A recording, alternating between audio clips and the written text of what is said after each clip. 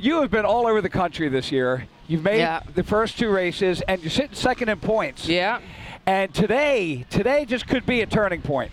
Yeah, that's kind of why I really wanted to come here. When I found out Mackenzie was coming, it was, more incentive. I really, I've just been, I changed up my program a little bit, just minor things. And I really felt, strongly coming into this race, so it was so nice to come in and, the first moto, take the win, with a little gap, and then be able to close the gap the second moto and make the pass and, come out with another win was great.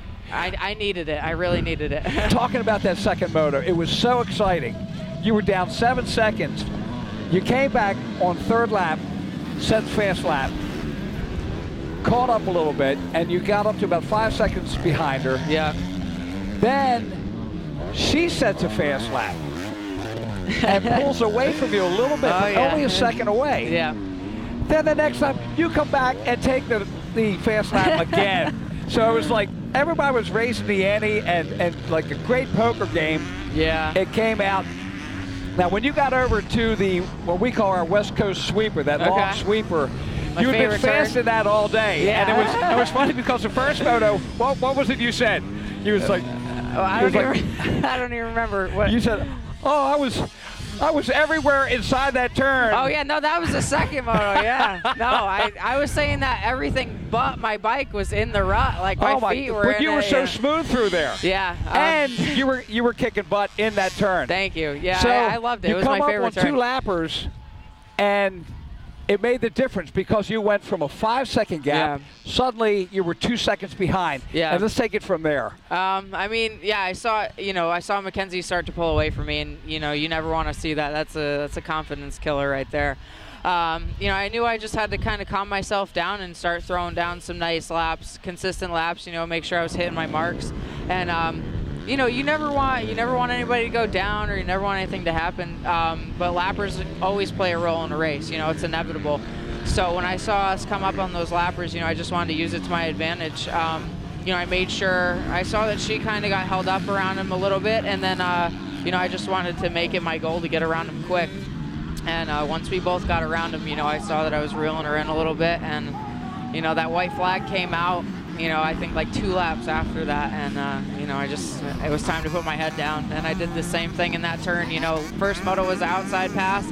Second moto, there's a deep soft rut on that inside, and I was like, we're just gonna go for it. I'm either gonna make it or I'm not. I'd rather not make it knowing I tried, and we did it. The pass stuck, and I was pumped. Well, I'll tell you what, we were listening to you up in the tower, and just listening to the rev limiter, I knew that you were coming, and it was working out well. Yeah. And almost lost my voice just announcing it, because it was like, she's doing it! Marissa is tracking her down! And it was just a great race, very exciting to win. Yeah, now, next week, you've got to go out for a regional qualifier, right? Yeah, Pleasure Valley. How you looking forward to it? Oh, yeah, definitely. Yeah? I actually missed Loretta's last year. I had something else I'm notorious for is blowing up bikes, and that happened at the regional last year. So that held me back from Loretta's, which, it stunk, with the whole women's series being shrunk down to 3 races. I didn't, it wasn't racing much, so I just kind of took it for what it was, and, kind of put a plan together for this year. And, hopefully everything works out this year. I should have done 2 regions, to play it safe, but we stuck with the 1 region. And hopefully everything works out. Hopefully everything falls into place, the bike holds up, and we'll be at Loretta's for another year. Now I got to show you this. Look, this tattoo she has on her arm. My strength lies solely in my tenacity. And after today, I believe. I believe. Good job. Yeah. Great racing. How about for your sponsors? You want to throw something out there for them? Well, I want to thank my dad. If it weren't for my dad, I wouldn't be here, and it stinks that he can't be here this weekend, probably one of the best races. Hopefully there's more to come. Hopefully I get some more wins throughout the season. But my dad, he's been the biggest supporter from day one. Fly Racing, everybody at Factory Connection, all you guys here, for putting on this great event. Primal Graphics, Debbie from WSMX, and Skip, who was here today, Eric Johnson that works with Power. Love Eric. All those guys, you know, they're trying to put together a solid program for the women, and I think we're gonna have something big, you know, come about pretty soon. So everybody that's been behind me, you know, and Bree DeGray and Jacqueline Strong, we all ripped it here, you know, by ourselves. Bree's boyfriend was pitting for all three of us, so it was a tough fun. job. Yeah, he had to deal with 3 women, you know, but he did a solid job. We had a good weekend. All right, so one last thing you can do, look at the camera and say Happy Father's Day, Dad. Happy Father's Day, Dad. This is us.